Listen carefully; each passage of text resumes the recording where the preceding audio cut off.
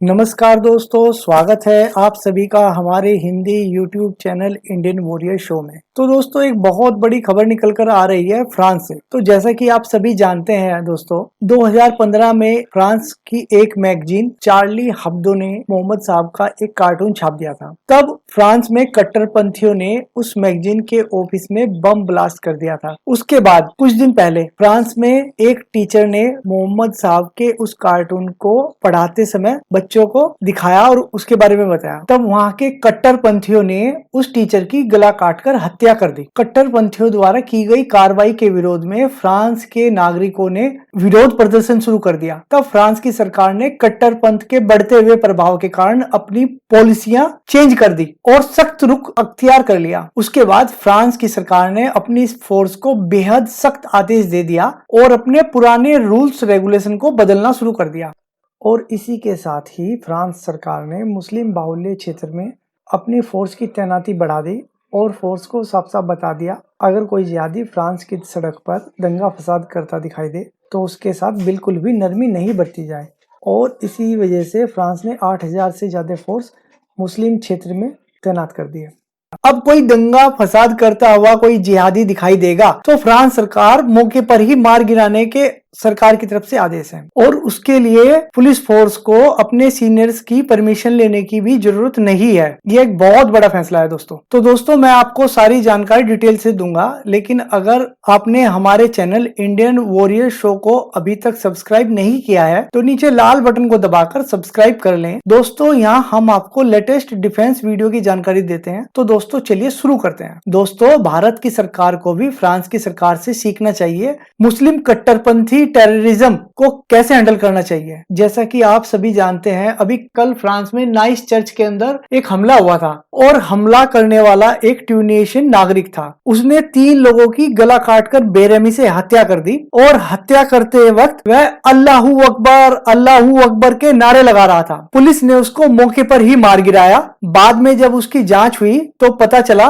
वह ट्यूनीशिया का नागरिक था। तो दोस्तों, फ्रांस में अब जो भी कट्टरपंथी मुस्लिम नियमों को तोड़ेंगे, दंगा फसाद करेंगे, वहां की पुलिस फोर्स उनको अच्छा सबक सिखाएगी। फ्रांस ने अपनी एंटी टेररिस्ट स्क्वाड को फ्री हैंड देकर ऐसे अपराधियों के खिलाफ मौके पर ही निपटाने का आदेश दे दिया गया है। दोस्तों, यह एक अपने आप में बहुत बड़ी बात है। फ्रांस की सरकार ने अपने टेररिस्ट स्क्वाड को साफ साफ बोला है, उनको ऐसे किसी भी जिहादी हमले की जानकारी पहले से इकट्ठी कर हमला होने से पहले ही निपटाने के आदेश दिए गए हैं। उनको किसी की भी परमिशन लेने की जरूरत नहीं है। अब फ्रांस में मुस्लिम कट्टरपंथी जो कारनामे करते थे, अब वह फ्रांस में नहीं चलेंगे और प्रोटेस्ट के नाम पर जो पहले मुस्लिम भड़काऊ भाषण देते थे, ऐसे मुस्लिमों को पहचान कर उनके खिलाफ कार्रवाई की जाएगी और उन्हें उनके देश वापस भेज दिया जाएगा। और बाहर से आने वाले मुस्लिम मौलाना को भी बैन करने की तैयारी चल रही है। अब ऐसे जिहादियों का ठिकाना अब जेल होगा। अब वहां की जनता भी मुस्लिम कट्टरपंथियों के विरोध में खड़ी हो गई है। मैं आपको एक बात और बताना चाहूंगा दोस्तों,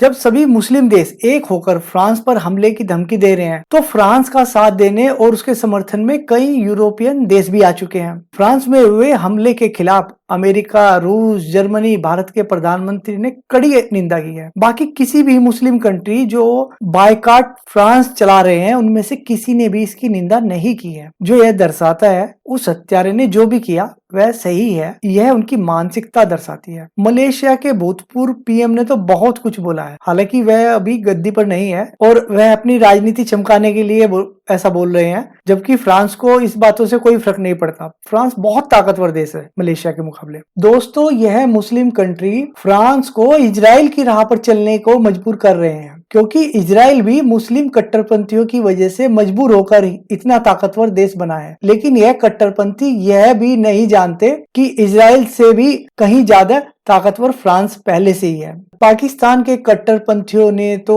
फ्रांस के ऊपर परमाणु बम से हमला करने की पाकिस्तानी सरकार को सलाह दी है।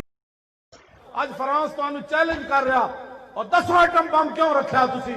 ओ एटम बम बाहर कढो, बाहर कढो एटम बम नु।